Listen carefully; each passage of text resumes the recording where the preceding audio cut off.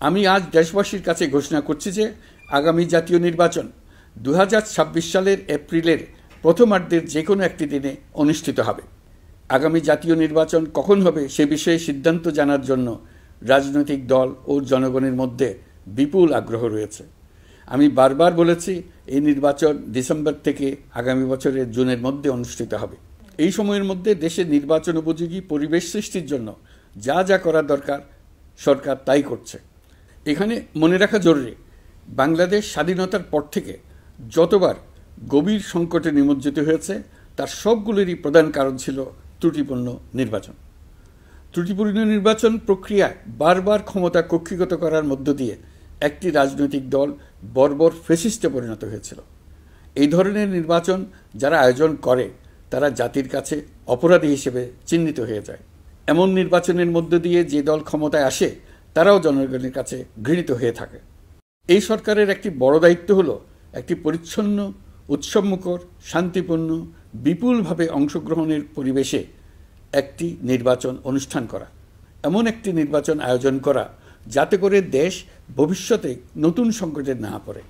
এই জন্য সবচেয়ে বেশি গুরুত্বপূর্ণ হলো প্রাতিষ্ঠানিক সংস্কার। যেই প্রতিষ্ঠানগুলো নির্বাচনের সঙ্গে সরাসরি জড়িত সেগুলোতে যদি সুশাসন নিশ্চিত করা না যায় তাহলে ছাত্র জনতার সকল আত্মত্যাগ বিফলে যাবে। সংস্কার, বিচার, নির্বাচন এই তিনটি ম্যান্ডেটের ভিত্তিতে আমরা দায়িত্ব গ্রহণ করেছিলাম। সেই বিবেচনায় আগামী রোজার ঈদের মধ্যে সংস্কার ও বিচারের বিষয়ে আমরা একটি গ্রহণযোগ্য জায়গায় পৌঁছতে পারব বলে বিশ্বাস করি। বিশেষ করে মানবতাবিরোধী অপরাধের বিচার, যা কিনা জুলাই গণ অভ্যুত্থানের শহীদদের প্রতি আমাদের সম্মিলিত দায়, সেই বিষয়ে আমরা দৃশ্যমান অগ্রগতি দেখতে পারব। এতে আমাদের উপর আপনাদের অর্পিত ম্যান্ডেট ন্যূনতম হলেও বাস্তবায়ন করে যেতে পারব। সেই বিবেচনায় ও ইতিহাসে সবচেয়ে অবাধ, সুষ্ঠু, প্রতিদ্বন্দ্বিতামূলক ও গ্রহণযোগ্য নির্বাচন আয়োজনের জন্য সকল পক্ষের সঙ্গে আমরা আলোচনা করেছি। পাশাপাশি বিচার, সংস্কার ও নির্বাচন সংক্রান্ত চলমান সংস্কার কার্যক্রম পর্যালোচনা করে আমি আজ দেশবাসীর কাছে ঘোষণা করছি যে আগামী জাতীয় নির্বাচন 2026 সালের এপ্রিলের প্রথমার্ধের যে কোনো একটি দিনে অনুষ্ঠিত হবে। এই ঘোষণার ভিত্তিতে নির্বাচন কমিশন উপযুক্ত সময়ে আপনাদের কাছে নির্বাচনের বিস্তারিত রোডম্যাপ প্রদান করবে। আমরা এমন নির্বাচন চাই যা দেখে অভ্যুত্থানের শহীদদের আত্মা তৃপ্তি পাবে, তাদের আত্মা শান্তি পাবে। আমরা চাই আগামী নির্বাচনে সবচেয়ে বেশি ভোটার, সবচেয়ে বেশি প্রার্থী ও দল অংশ নেক। এটা সবচেয়ে অবাধ, সুষ্ঠু ও নিরপেক্ষ নির্বাচন হিসেবে জাতির কাছে স্মরণীয় হয়ে থাকুক। 1.5 যুগ পরে দেশে সত্যিকারের একটি জনপ্রতিনিধিত্বশীল সংসদ গঠিত হবে। বিপুল তরুণ গোষ্ঠী এবার জীবনে প্রথম ভোট দেওয়ার সুযোগ পাবে। এসব লক্ষ্যে প্রয়োজনীয় সকল পদক্ষেপ নেওয়ার জন্য আমরা জাতির কাছে অঙ্গীকারবদ্ধ।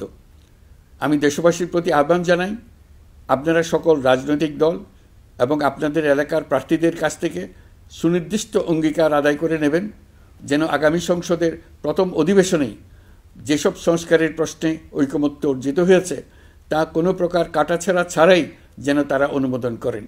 আপনারা ওয়াদা আদায় করে নেবেন যে তারা বাংলাদেশের স্বাধীনতা, সার্বভৌমত্ব, আঞ্চলিক অখণ্ডতা এবং জাতীয় মর্যাদার প্রশ্নে কখনো কোনো প্রকার আপোষ করবেন না এবং দেশের বাইরের কোনো শক্তির কাছে দেশের স্বার্থ বিকিয়ে দেবেন না। আপনারা তাদের কাছে সুনির্দিষ্ট প্রতিশ্রুতি আদায় করে নেবেন এই মর্মে যে তারা কখনোই কোনো অবস্থাতেই আপনাদের গণতান্ত্রিক অধিকার ও মানবিক মর্যাদার ক্ষুণ্ণ করবেন না। আপনারা তাদের কাছে অঙ্গীকার আদায় করে নেবেন যে তারা সম্পূর্ণ সততা ও স্বচ্ছতার সাথে দেশ পরিচালনা করবেন এবং সকল প্রকার দুর্নীতি, দলীয়করণ, টেন্ডারবাজি, সিন্ডিকেটবাজি, চাঁদাবাজি, সন্ত্রাসী কর্মকাণ্ড ইত্যাদি গণবিরোধী কাজ থেকে নিজেদেরকে সম্পূর্ণভাবে মুক্ত রাখবেন।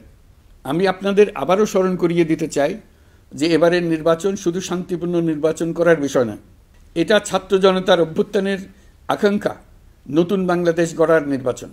এই নির্বাচনে পরিচিত দলগুলিই থাকবে, তাদের পরিচিত মার্কাগুলিই থাকবে, কিন্তু ভোটারকে বের করে আনতে হবে যে এই মার্কার পেছনে আপনার কাছে ভোট প্রার্থীরা কে কতটুকু নতুন বাংলাদেশ গড়ার জন্য প্রস্তুত, কে কতটা প্রতিজ্ঞাবদ্ধ। আমরা যারা এই নির্বাচনে ভোটার হব তারা অত্যন্ত সৌভাগ্যবান এবং সৌভাগ্যবতী। আমরা একটা অনন্য ঐতিহাসিক ভূমিকা পালনের সুযোগ ও দায়িত্ব পাচ্ছি। আমরা জাতির নতুন যাত্রাপথ তৈরি করে দেওয়ার দায়িত্ব পাচ্ছি। আমরা নতুন রাজনৈতিক সংস্কৃতি সৃষ্টির মহান সুযোগটা পাচ্ছি। আমাদের সুচিন্তিত ভোটের মাধ্যমেই নতুন বাংলাদেশ নির্মিত হবে। শহীদদের রক্তদান সার্থক হবে। আশা করি বিষয়টা নিয়ে চিন্তাভাবনা করেই সবাই ভোট কেন্দ্রে যাব এবং দৃঢ়প্রত্যয়ে ভোট দেব। এখন থেকে ভাবনা চিন্তা শুরু করুন, আলোচনা শুরু করুন। এখন থেকে আপনাদের ভোটের গুরুত্বটা বুঝে নিন। আপনার এবারের ভোটের গুরুত্ব ঐতিহাসিক মানদণ্ডে দেখা হবে।